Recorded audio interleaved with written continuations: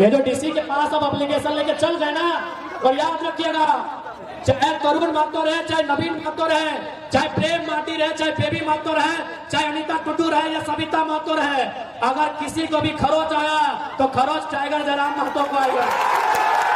बड़ी बड़ी इमारतों में यदि हमारे बिहार से, उत्तर प्रदेश से, बंगाल से, छत्तीसगढ़ से, उड़ीसा से, गुजरात से, हरियाणा, राजस्थान कहीं के भाई बहन रहते हैं और जिनको लगता है कि हम उनके खिलाफ बोलते हैं, तो आप सामने आकर हमें जवाब दे दें कि यदि आपकी बपोती जमीन Tata, TISCO, Telco, Usha Martin, Aida, ज्याडा, BIADA, ABCD अगर 5 एकड़ 50 एकड़ ले और आपको वहाँ एक 4th ग्रेड की नौकरी में ना रखे, तो आपकी प्रतिक्रिया क्या होगी? आप समय पे पैसा नहीं देंगे, आप ओवर टाइम करवाएंगे, 10 मिनट लेट होने से तनख्वाह काटेंगे, तो क्या आपको हम चुमा लेंगे?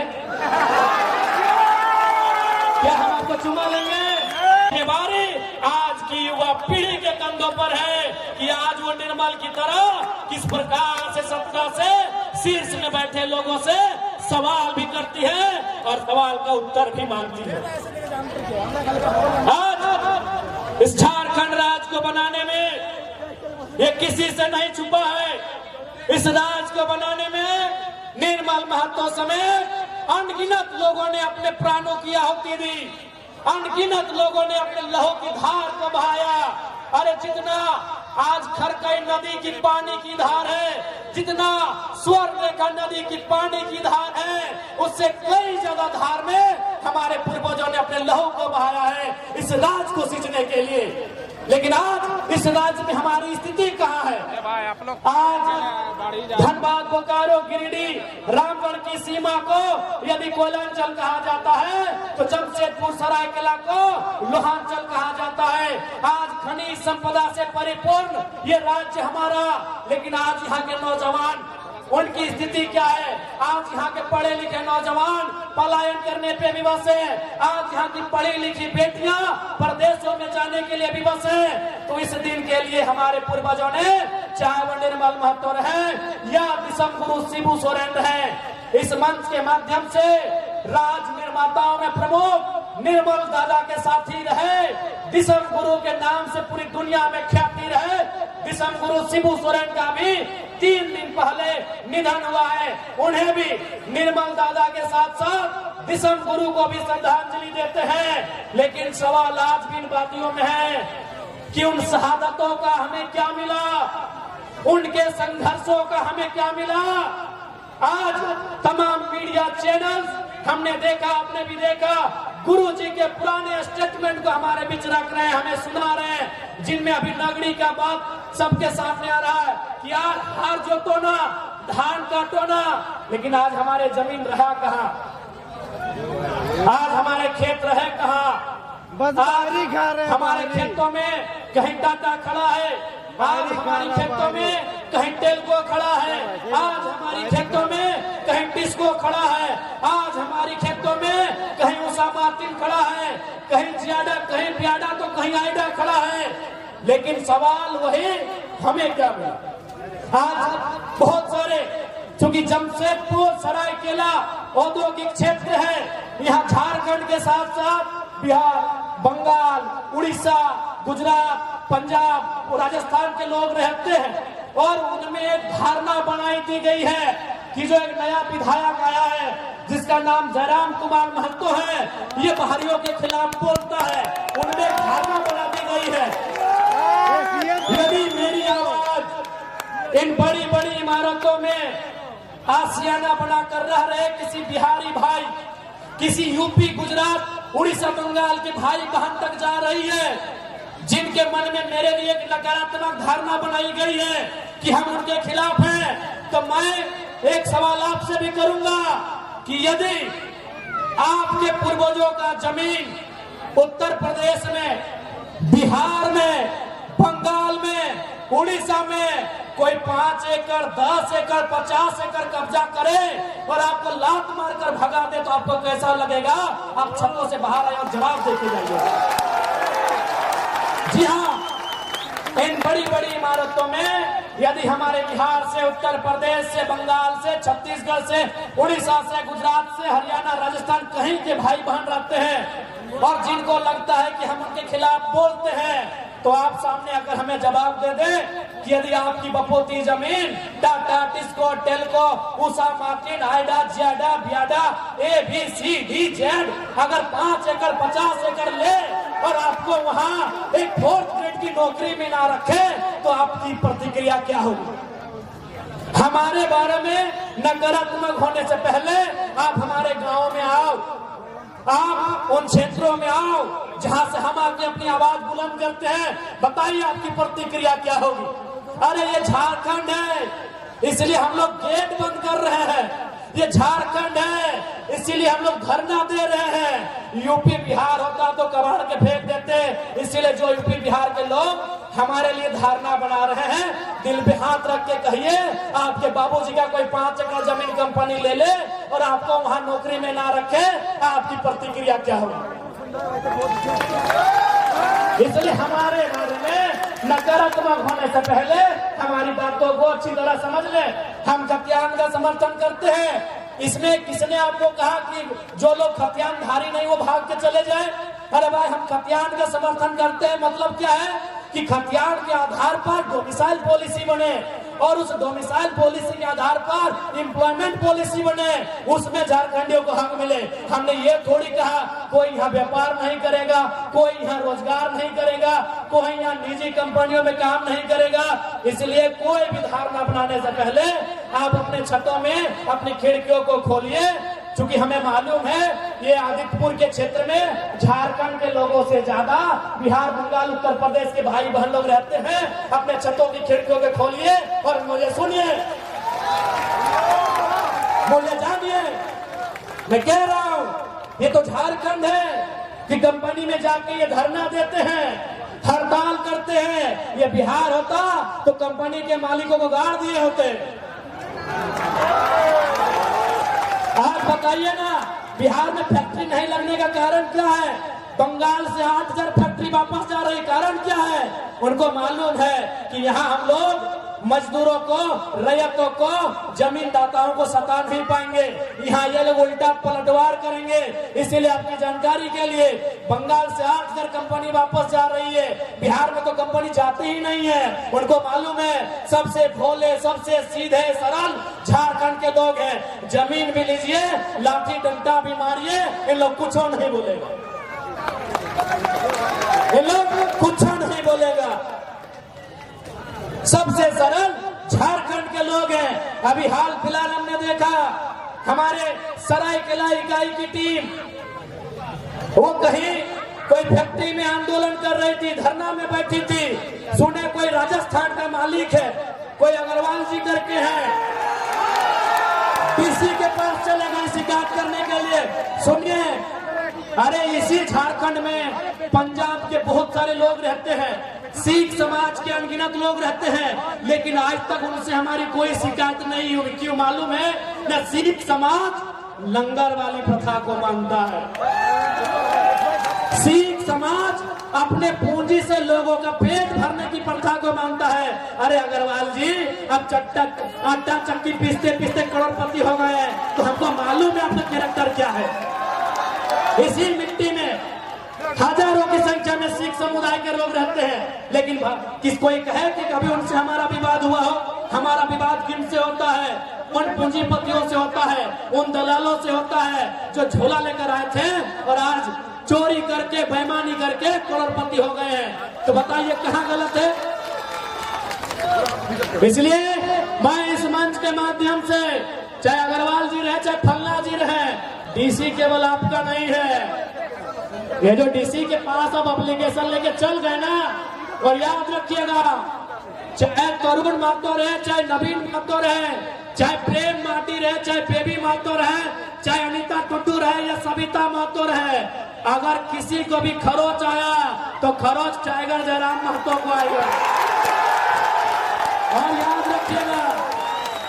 याद रखिएगा, इस बार हम निर्मल दादा की तरह, सुनील दादा की तरह चिता बहुत बाद में जलाएंगे, पहले अपनी समस्याओं को जलाएंगे।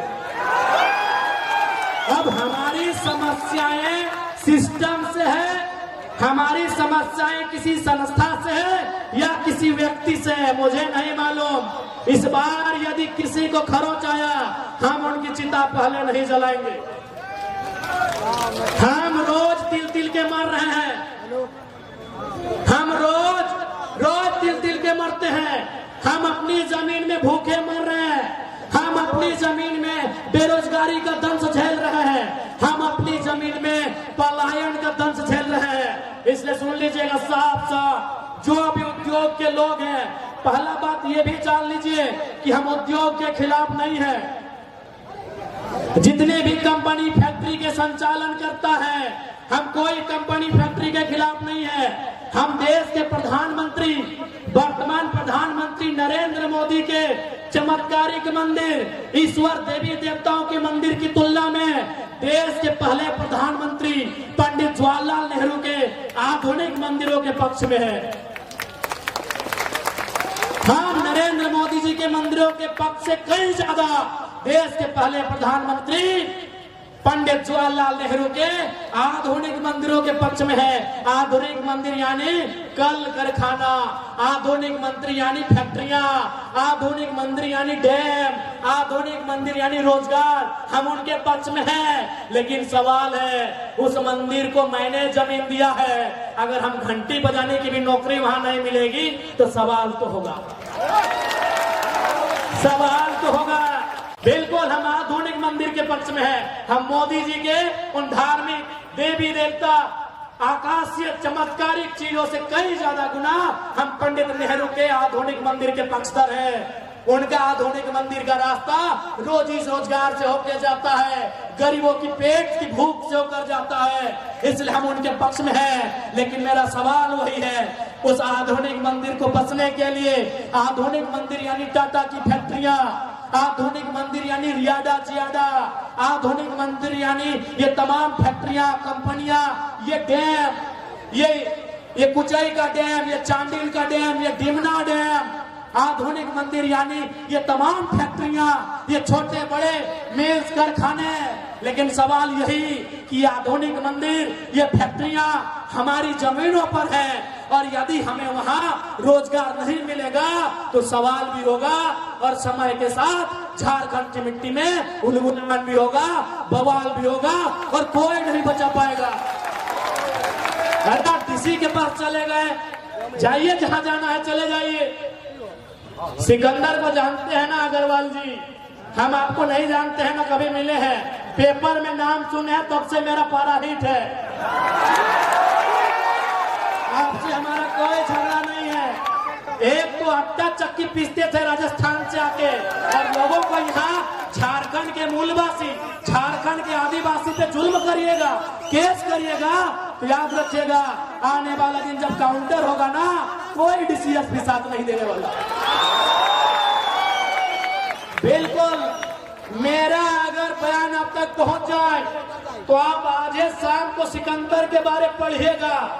वो सिकंदर जिसके बारे में कहा जाता है जो जीतो वही सिकंदर, वो सिकंदर जो यूनान के मकदूनिया का था, जिसने पूरी दुनिया को जीतने का सपना सजाया था, जिसने भारत के बहुत कुछ हिस्सों को जीत भी लिया था। लेकिन याद रखिएगा, जब वो खाली हाथ लौट के इस दुनिया से जा रहा था, जब वो मात्र 33 साल की उम्र में मरने वाला था, उसके ठीक पहले उसने अपने तमाम मंत्रियों को बुलाकर कहा था कि जब मैं मर जाऊं ना तो 3 काम करना। मेरा जब जनाजा निकले तो मेरे दोनों हाथ बाहर कर देना। तो उनके मंत्रियों ने पूछा कि महाराज दोनों हाथ बाहर करने का मतलब क्या है? बोला मेरे दोनों हाथ बाहर करना, मुट्ठी खुली करना, ताकि दुनिया को पता चलेगा कि दुनिया को जीतने चला सिकंदर खाली हाथ लौट के जा रहा।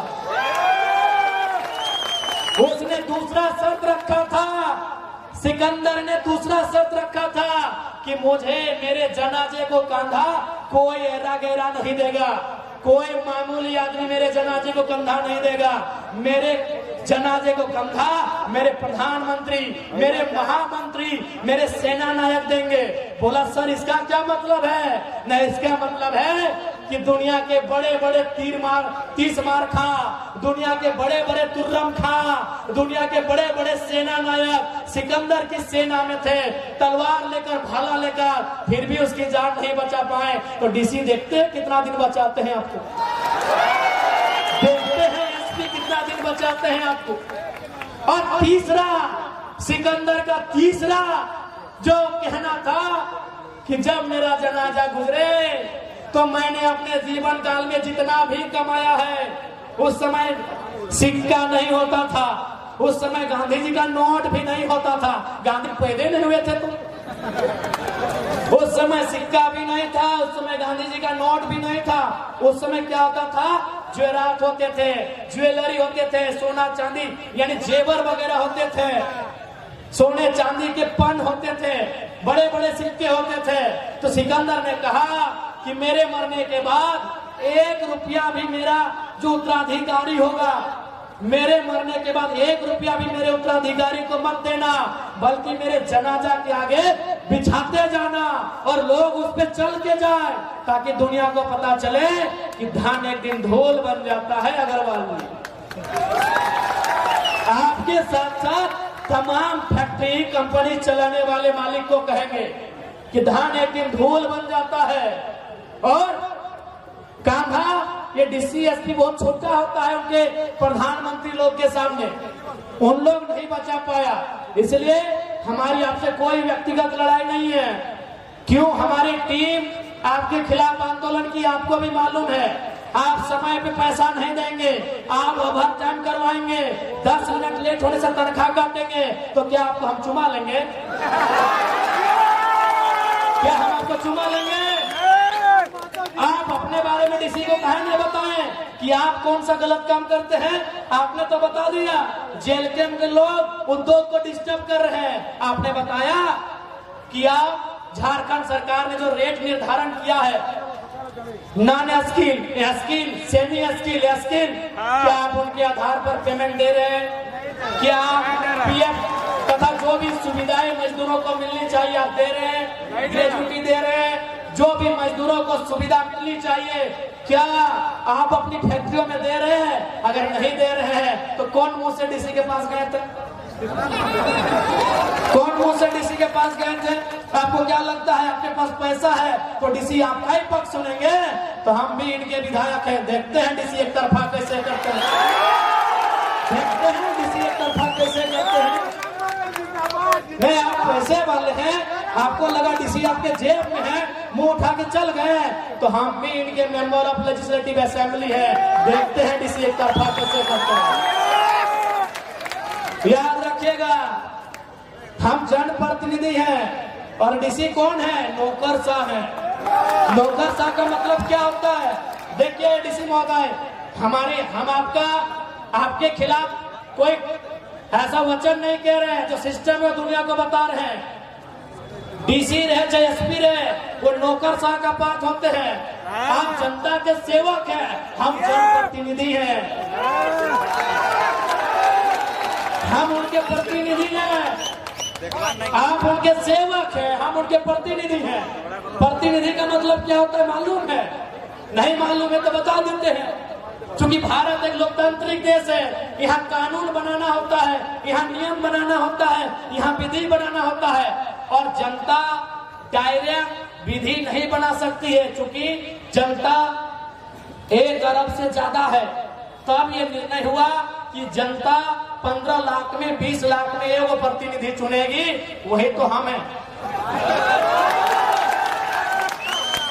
हम जनता के प्रतिनिधि हैं, हम उन्हीं की आवाज को, उन्हीं के मुद्दों को, उन्हीं की समस्याओं को विधानसभा में, लोकसभा में, राज्यसभा में लेकर जाते हैं। इसलिए जो भी उद्योग घराना ये सोच रहा है कि पदाधिकारी आपके जेब में है, ये गलत बात है। क्योंकि डीसी एसपी वो जनता के होते हैं, किसी व्यक्तिगत प्रॉपर्टी के नहीं होते हैं। तो जो लोग भी ये भ्रम फैला रहे हैं, बिल्कुल भ्रम ना फैलाएं। कलर की मिट्टी है, अगर इस बार सवाल करेगी तो इतना बड़ा बवाल होगा कि आपको 1 इंच धरती यहाँ दोबारा नहीं मिलेगी। क्या कोल्हान की जनता अपने हक अधिकार के लिए नए उलगुलान के लिए तैयार है? आखिर घुट घुट के कब तक जीना है? अरे घुट घुट कर कब तक जीना है? जमीन हमारी, खेत हमारे, राज्य हमारा, और राजस्थानी यहाँ आंख दिखा रहा है। ये कितना शर्म का बात। पहला बात, अब हमने राजस्थानी कहा था, इसका मतलब ये नहीं कि हम राजस्थान के खिलाफ है।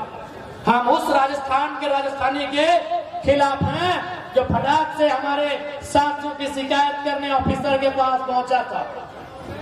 आप जनता की, रैयतों की, मजदूरों की समस्याओं का समाधान करिए। हम आपकी फैक्ट्री को हुलकने नहीं जाएंगे। हमें कोई शौक नहीं है आपकी फैक्ट्री से नाता रखने का, हमें कोई शौक नहीं है हुलकने का। लेकिन अगर जनता की आवाज आई, अगर झारखंड का कोई एक व्यक्ति भी प्रताड़ित हुआ, तो आप अगर गोला बारूद भी लेके आएंगे तो हम सीना और सर लेके आएंगे, याद रखिएगा। ये 2025 का झारखंड है, ये झुकने वाला नहीं है। ये 2025 का झारखंड है। अब ये झुकेगा नहीं, पलटवार भी करेगा, आंख भी मिलाएगा, सवाल भी करेगा और हलफ के बाहर से अपना जवाब भी लेके आएगा। बिल्कुल, मैं स्पष्ट कह रहा हूँ। अब जाइए, बंगाल होके आई, बिहार होके आई, वहाँ कंपनियों की क्या स्थिति है, वहाँ कंपनी क्यों नहीं जाना चाहती है, और झारखंड में कंपनियां तांडव करती है, क्योंकि इन्हें मालूम है कि इनके नेता खरीदे जाएंगे, इनके नेता बिक जाएंगे। तो कोई बात नहीं है, ये झारखंड की जनता है, जरूरत पड़े तो बिना नेता के भी लड़ लेती है। इनको लगता है कि हम तो विधायक जी को खरीद लेंगे। अरे अभी खासकर ये इतिहास रहा है, पीछे के दरवाजे में उनको एंट्री भी मिलता है, पीछे के दरवाजे से जाते हैं, अटैची लेके आते हैं। ये तो पुरानी परंपरा है, उस परंपरा को भी तोड़ना है, उस व्यवस्था को भी तोड़ना है। ये चुनौती है और उस चुनौती को स्वीकार करते हैं। इसलिए आज कोल्हान की सरजमी में उपस्थित तमाम माताओं, तमाम बहनों, तमाम नौजवान साथियों, हमारी लड़ाई कभी गलत नहीं रही है। हमारी लड़ाई हक के लिए रही है, हमारी लड़ाई न्याय के लिए रही है, हमारी लड़ाई झारखंड की अस्मिता, अस्तित्व के लिए रही है। और उसके लिए हम, अरे इनसे तो छोड़िए, सामने यमराज भी आके खड़े होंगे तो 2-2 हाथ कर लेंगे। सवाल यदि अस्मिता का होगा, सवाल यदि अस्तित्व का होगा, सवाल यदि जल जमीन जंगल का होगा, तब मुकाबला यमराज से भी करेंगे।